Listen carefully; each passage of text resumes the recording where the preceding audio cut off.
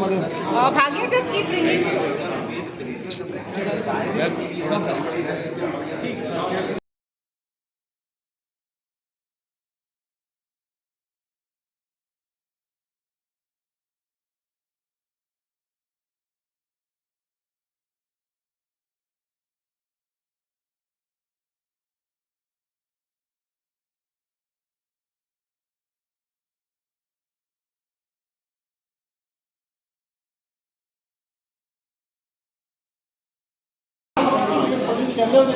पंडित भगवान सहाय कौशिक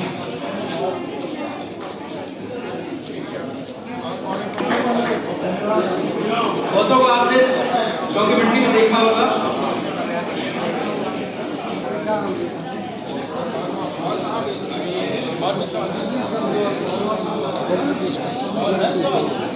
जो हमारी रेजिडेंट वेलफेयर एसोसिएशन है, हमारी कॉलोनियां हैं, उनके अध्यक्षों से मिलकर के कहा जाए कि हमारे मंदिर जो छोटे छोटे बने वहां का कोई पुजारी भूखा हो सकता है, इकट्ठा हो कुछ करने के लिए। मैंने अखिल भारतीय अर्चक महासंघ बनाया, 9 चैनल, 4 उसके अपने न्यूज के, 5 धर्म के जो चैनल देख रहे हैं, नाम नहीं बताऊं, उनका सीईओ रहा हूं, डायरेक्टर रहा हूं, लेकिन हुआ क्या?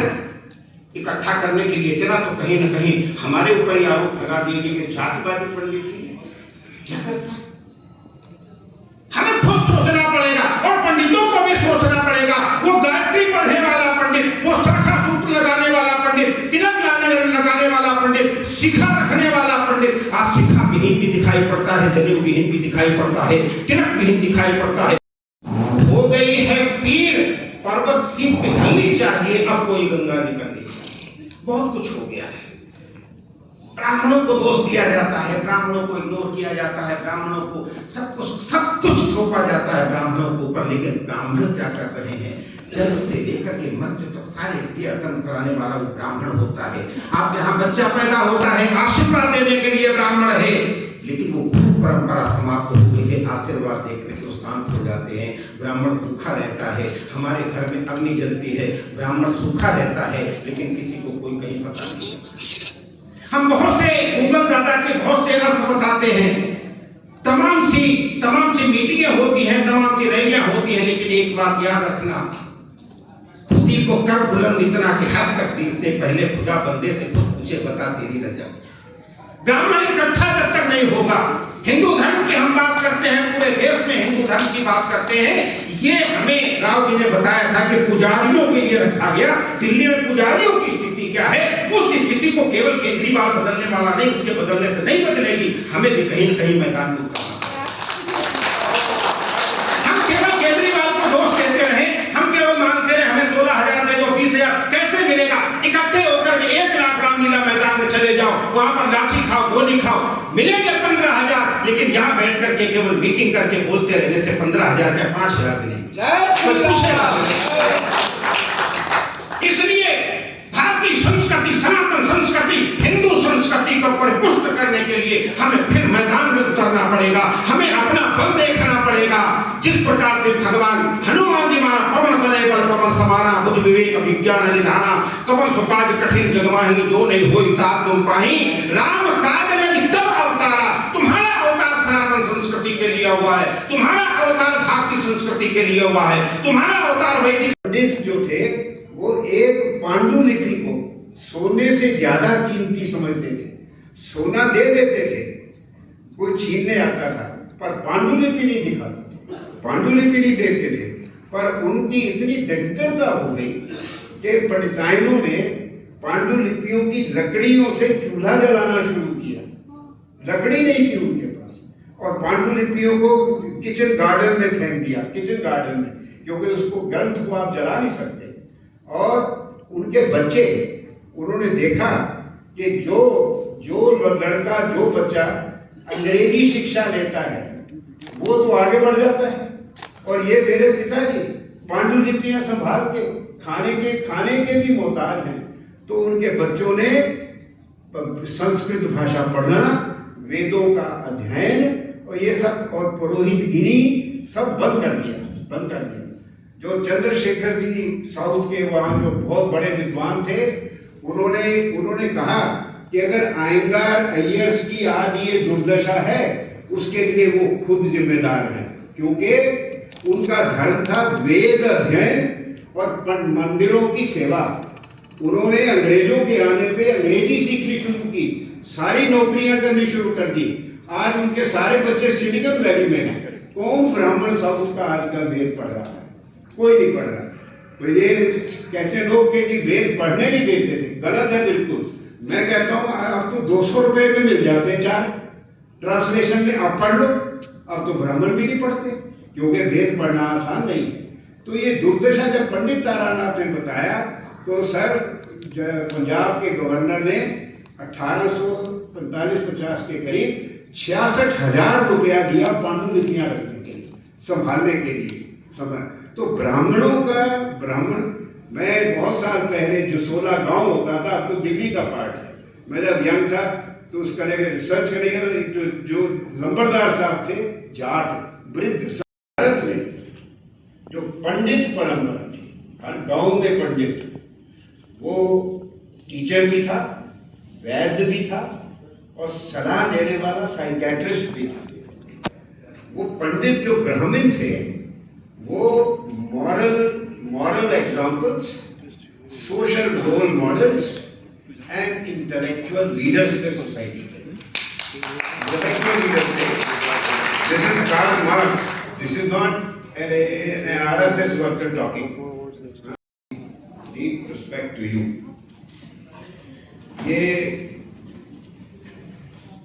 बताने वाली बात नहीं है कि हिंदू धर्म का आधार स्तंभ ब्राह्मण पंडित। ये अगर कार्ल मार्क्स ने किताब लिखी है नोट्स ऑन इंडियन हिस्ट्री, उसमें वो एक प्रश्न पूछते हैं कि इतनी बहादुर कौम पर्शियंस की, इरानियंस की, इतनी बहादुर कौम, और अरब इस्लामिक आर्मीज ने 30 साल में उनका 3,500 मील की विड्थ है ईरान की, 30 जो 200 साल से चल रही है, उस पर ध्यान डालने के लिए आपका बहुत बहुत नमन। और बृहद रूप से हिंदू समाज के साथ जो संवैधानिक अन्याय हुआ है, संवैधानिक अन्याय जो हिंदू समाज के साथ हुआ है, उसकी तरफ आपका ये प्रयास बहुत प्रशंसनीय है। I am very Muslim armies, they captured even a small town. They did 4 things one after the other. They destroyed the temple, built the mosque, because the Brahmins, they used to live around the temple. They slaughtered the Brahmins wholesale, because they knew that they are the ones who organized the resistance. They killed all male children 5 years and above, and they carried away number 4 all the young girls. This they did everywhere. In North India, you don't have a single big temple left. This is our destruction. तो ब्राह्मण की जो role था, वो फिर मुसलमान राजाओं ने धीरे धीरे ब्राह्मणों पे और उनकी भाषा संस्कृत पे और उनके ग्रंथों पे प्रहार शुरू किया। और जो आपके हिसाब से आज की सरकार भी रोकनी बदली नहीं है, आज भी वही हो रहा है। उन्होंने ब्राह्मणों को अपने तिलक लगाना, ये लगाना मुसलमान पीरियड में बैंड था। व्यक्तिगत हमारे मुख्य अतिथि प्रोफेसर कपिल, आपका एक शब्द स्वर्णिम है, कुछ शब्द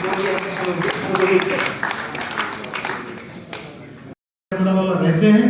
ये दक्षिण में ये पूरा उधर से आया, आगे इन्वेजन थियरी जो सृष्टि को करके ये लाया है। This is the biggest atrocity literature that has ever been created. Along with that, so much of thing has been created, and Macaulay education system and Hindu mind has been completely poisoned, and they are turned against Purohits. In fact, most Brahmins also turned against Purohits. That is the saddest part, because what goes into mind defines the person. For instance, we don't become what we eat, but we become what we study, what we read. जो पढ़ते हैं वही बनते हैं, जो खाते हैं वो नहीं बनते। सपोज कोई मांस खाते हैं वो तो सपोज कोई चिकन खाते हैं वो तो चिकन नहीं बनते। परंतु अगर जो पढ़ते हैं जो कम्युनिस्ट लिटरेचर पढ़ते हैं वो कम्युनिस्ट बनते हैं। So this is the purpose. Our object is to highlight the pathetic condition of the pujaris who are without which our religion cannot survive. And this is a small effort we have made. And I thank Rati ji, Ritu ji, and entire team, Kalia ji, and Madhukeshwar ji, and all others in this endeavor that they worked hard for so long in writing the script and ensuring that the movie comes out the way it has come out. इसका मतलब क्या है? That means government is promoting conversion of Hindus. जैसा जो church लोग, जैसा बाकी लोग, जैसा जो प्रलोभन दिखा के जो कर रहा है वो ये कर रहा है। So this is the danger to it. आप सब अल्पसंख्यक लोगों को हेल्प कीजिए, बट समान सबको करिए। जो whosoever is economically poor वो सब लोग को हेल्प कीजिए। Why bring religion in this? Next, Ambedkar ji ने ये बोला है। हम बोलते हैं अंबेडकर जी ने संविधान को बनाया है, बट अंबेडकर जी का ये कहना है आप पढ़िए। और अभी जो कांग्रेस का जगह में आप सब ऑल पॉलिटिकल पार्टीज का पढ़िए। Congress has failed to realise that policy of concession has increased aggressiveness and Muslim interpret these as concession as a sign of defeatism of part of this. So this is the problem. I request all of you to read this book by Ambedkar. कहीं न कहीं हिंदू समाज अपने पुजारी वर्ग को निर्धन ही देखना चाहता है। यदि कोई पुजारी अपने परिश्रम से एक दुपहिया वाहन भी खरीद ले तो आसपास के हिंदू ये कहने लगते हैं कि पंडित तो प्रचुर मात्रा में पैसे बना रहा है। पंडित जी के बच्चों को सरकारी स्कूल में पढ़ता देखना और उनके परिवार को निरंतर जूझते देखना हमारे हिंदू समाज के लिए आनंद का विषय है। ऐसी स्थिति में भला एक पुजारी कैसे अपना जीवन स्तर ऊपर उठा सकता है? भला कैसे वो अपना स्वयं का मकान बनाने की सोच भी सकता है? पुजारी का कार्य ही सेवा करना है, वो भी अति निर्धन स्थिति में रहकर। इस सोच ने हमारे पुजारियों की दुर्दशा में एक बड़ी भूमिका निभाई है। हिंदू समाज को आत्मावलोकन करने की आवश्यकता है कि कैसे वो अपने ही पुजारियों के प्रति इतना निष्ठुर हो सकता है। सवेरे से उठ करके पुजारी को होता है प्रति धर्म में अपने धर्मगुरु, पुजारी, इत्यादि लोग का स्थान बहुत उच्च होता है। क्यों? क्योंकि यही लोग धर्म को प्रसार करते हैं, प्रचार करते हैं, धर्म ज्ञान विज्ञान को बांटते हैं और आध्यात्मिक भावना सृष्टि करके लोगों को सुख शांति में रखने के लिए प्रयास करते हैं। परंतु हिंदू धर्म ऐसा हो गया तो वर्तमान काल में हम अपने पुजारी पुरोहितों को अपमान बहुत करते हैं, सार्वजनिक रूप से अपमान करते हैं। ये विपरीत परिस्थिति किसी दूसरा धर्म में नहीं है। एक भावना सब लोगों की बन गई है कि एक ब्राह्मण करने वाला पुजारी समाज में सबको उपदेश देता है और ये उपदेशक है और ये तो इतने हीन दीन स्थिति से हैं कि इनके आगे अब इनकी आने वाली पीढ़ी के साथ हमको वो व्यवहार हमारे लिए नुकसानदायक होगा, इसलिए अब ये भावना पलट गई है। अब वो भावना ईर्ष्या रूप में हो गई है, समाज में ईर्ष्या रूप में भावना हो गई है। इसलिए अब समाज में ऐसा भी हो रहा है कि ब्राह्मणों के साथ व्यवहार बहुत दुर्दान किस्म का व्यवहार हो रहा है। ब्राह्मणों की दुर्दशा देखने के लिए लोग बहुत पसंद हैं। और वही वो लोग सोचते हैं कि हम लोग देते हैं प्रताप पंडित जी को दक्षिणा देते हैं तो हम लोग देते हैं, तो पंडित जी ने मकान खरीद दिया या कस्तूरी का गाड़ी खरीद दिया। उन लोगों के मन में ये होता है कि हम लोग पंडित जी को देते हैं तभी पंडित जी होता है आगे बढ़ा है। वो ये भी देखता कि पंडित जी मेहनत कितना करता है। हम सुबह 5 बजे हम मंदिर जाते हैं, सिर्फ एक चाय पी करके। रात दोपहर के 12 बजे तक मरीज भूखे जाते रहते, उसकी जगह पूजा हो गया, पाठ हो गया, हम तो भूखे कर रहे हैं ना। लेकिन देखो पूजा पाठ का वो क्या कराते हैं, कर्म कोई कर्म है वो संस्कार कराते हैं। भागवत, राम कथा, सुंदरकांड, जागरण, कीर्तन, एनी एक्टिविटीज जितनी भी है भागवत जो सभी में परिपूर्णता से प्रवेश करने हो गया। विवाह सबसे लेकर अपने मृत्यु काल के लिए वो सारा संस्कार कराते हैं। शास्त्र एवं कर्मकांडों के ज्ञाता ये पुजारी प्रतिदिन 2 समय के भोजन के लिए अनवरत संघर्ष करते हैं। पुजारी रूप में हिंदू धर्म एवं संस्कारों के आधार स्तंभ होने के कारण वो अपने द्वारा कराई गई पूजा के लिए यजमान से दक्षिणा की मांग नहीं कर सकते। दूसरी ओर हिंदू समाज उन्हें स्वयं आगे बढ़कर उचित दक्षिणा देने की प्रथा पहले ही त्याग चुका है। स्थिति ये है कि घरों में होने वाले पूजा अनुष्ठानों के लिए यजमान दक्षिणा के रूप में बहुत कम धनराशि पुजारी को देते हैं और श्रद्धा का नाम देकर वो इसे उचित ठहराते हैं। पंडित जी आजकल डिमांड ज्यादा बढ़ गई है तुम्हारी, तुम लालच में हैं?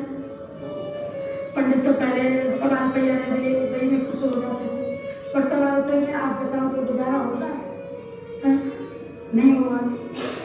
तो इसलिए पंडित कहाँ जाएगा, वो तो मांगेगा, और मांगेगा तो लोग आपसे बनते हैं कि तो लालची है, इसकी डिमांड ज़्यादा बढ़ गई। हमारा जो हिंदू धर्म एक है, उसका जो कोई क्या हो गया हमारा धर्म को या हमारा समाज को ऐसा हो गया कि हम अपने ही जो पुरोहित लोग जो बिना किसी अपेक्षा से हमको आशीर्वाद करते हैं, दीर्घायु रहो, सुख शांति रहो, किंतु ऐसे लोग को हम गाली गलौज करते हैं, जो ये ठीक नहीं है। इसका परिणाम ये हुआ है कि हमारा हिंदू समाज पूरा उसका जो एक नेग्लेक्ट कर रहा है, उसका जो देखभाल ठीक नहीं कर रहा, उसी वजह से उसका आर्थिक परिस्थिति हो, सामाजिक परिस्थिति भी हो, अन्य परिस्थिति भी हो, वो ठीक नहीं है। मानो आप हैं, 20 साल से मेरे दादा से परिवार से आप जुड़े हुए, फैमिली के आप यजमान हो गए मेरे। अब मेरे दादा परिवार से आप काम करा थे, आज मैं कर लगा, लेकिन उस समय जमाना और था जब 1 रुपये में बहुत सामान आया था। आज वो सामान 1000 में भी नहीं आता। आज सोना 50,000 के, ये मैं बेटी के लिए सोना बनाऊं तो वो सोच नहीं कर सकता, मैं पढ़ाई से बेटी के लिए थोड़े सामान ले पाऊं। मान लो आज इस परिस्थिति देखते हुए यदि हमने कहीं बोल दिया, हमें अपमान वाले शब्द ही चुने जाते हैं। पूरी रात काम करेंगे, आज ये कराना, आज मना कराना, आज ये करवाना, आज गगन लिखवानी, आज टीका चढ़वाना, ये करना, बड़ी आपको लास्ट में निकालेंगे। लास्ट में जब फेल हो जाते हैं, लड़की विदा होने के लिए ये समय में पंडित जी रहते हैं, भैया यार अपने आप बदल दो ये रुक जाना, मतलब पूरी रात जगेगा, क्या सारे काम हमारे हो गए अच्छे तरह, तो बहुत दिन मुझे पंडित जी जब सब काम लग जाता है, फिर उनमें झगड़ा हो जाता है लड़का लड़की वालों। लड़की वाला कहता हमारा भाई हमारा नियम नहीं है कि हम देंगे, लड़का वाला देगा। लड़का वाला कहे भैया हम नहीं देते, तुम्हारा काम तुम्हारा करना है, हम तो उनका झगड़ा होता रहता, हमें कुछ नहीं करता। फिर हम कहते भैया कोई सब नहीं दे रहा कि हम जाएं, अरे बड़ी तसल्ली हो यार। फ्रांसीसी सेना ने पकड़ लिया और उन्हें मार दिया। ऐसे असंख्य उदाहरण हैं जिनका यहाँ वर्णन करना संभव नहीं है। अगर हम विश्व इतिहास का सूक्ष्म अवलोकन करें तो हम पाते हैं कि जब भी किसी प्राचीन सभ्यता को समाप्त करने के प्रयास किए गए, तब उस सभ्यता के प्रबुद्ध विचारक और धर्म संरक्षक वर्ग पर सबसे पहले आघात किया गया। चाहे रोमन साम्राज्य का पतन हो या फिर यूनानी सभ्यता का अंत, इन सभी में इस विशेष वर्ग को सबसे पहले समाप्त किया गया। ठीक इसी प्रकार अंग्रेजों ने भी भारत पर अपना नियंत्रण स्थापित करते समय पुजारी वर्ग के सामाजिक प्रभुत्व एवं स्वतंत्र अस्तित्व को समाप्त करने के भरसक प्रयास किए, क्योंकि वो जानते थे कि ये ज्ञानी एवं धर्मपरायण हिंदू पुजारी ही भारतीय सभ्यता के आधार स्तंभ हैं। स्वतंत्र भारत की प्रारंभिक सरकारों ने भी इस वर्ग के बारे में कुछ नहीं सोचा और ये मान लिया कि चूंकि ये पुजारी पौराणिक दृष्टि से उच्च वर्ण के हैं, तो इन्हें किसी प्रकार की संवैधानिक या प्रशासनिक सुविधा देने की आवश्यकता ही नहीं। इस तर्क के अनुसार पुजारियों का उच्च वर्ण में जन्म लेना ही उनकी आर्थिक स्थिति को बहुत अच्छा बताने के लिए पर्याप्त था। स्वतंत्रता के बाद भारतीय सभ्यता के संरक्षक के रूप में सरकार का ये कर्तव्य था कि वो उन पुजारियों, पुरोहितों और वेद पाठियों के लिए उचित व्यवस्था करे जो हमारे अनुष्ठानों और परंपराओं के निरंतर अस्तित्व के लिए उत्तरदायी हैं। दुर्भाग्य से मंदिरों के पुजारियों, पुरोहितों और वेद पाठियों को उनकी स्थिति पर छोड़ दिया गया और इसके पश्चात उन्हें अपना पालन पोषण स्वयं करना था। आज स्थिति ये है कि वो अति निर्धन स्थिति में है और आज सबसे कम आय वर्ग में है। इस वर्ग का संरक्षण करना कल्याणकारी राज्य का दायित्व है। आज स्थिति ये है कि पुजारी निर्धन होने के साथ साथ अपमानित होकर जीवन व्यतीत करने के लिए विवश है। ऐसी विषम परिस्थिति में किस प्रकार इन हिंदू धर्म संरक्षकों का जीवन यापन हो रहा है, इनके परिवार किन कठिन अनदेखा कर रहे हैं, ये सब हम इस फिल्म के माध्यम से उजागर करने का प्रयास कर रहे हैं। इंद्र कुलिशम सूल विशाला काल दंड हरि चक्र कराला जो इनके मारे नहीं मरई ब्रह्मद्रोह पावक तृण जन। ये रामायण की बात है, नहीं है। वाल्मीकि रामायण, तुलसीदास के रामायण में ये रामचरितमानस में भगवान से ने कहा है इंद्र कुलिश, भगवान इंद्र का राजा इंद्र वज्र मम काल हरिचक्र कराना, भगवान विष्णु का चक्र दर्शन जो इनके मारने से भी नहीं मरता, ब्रह्मद्रोह करने से, जो ब्राह्मण से द्रोह करता है वो चल करके तरीके के समान हंसो। जब भारत का कानून बना तो सामान्य वर्ग को सबसे ऊपर स्थान दे दिया गया।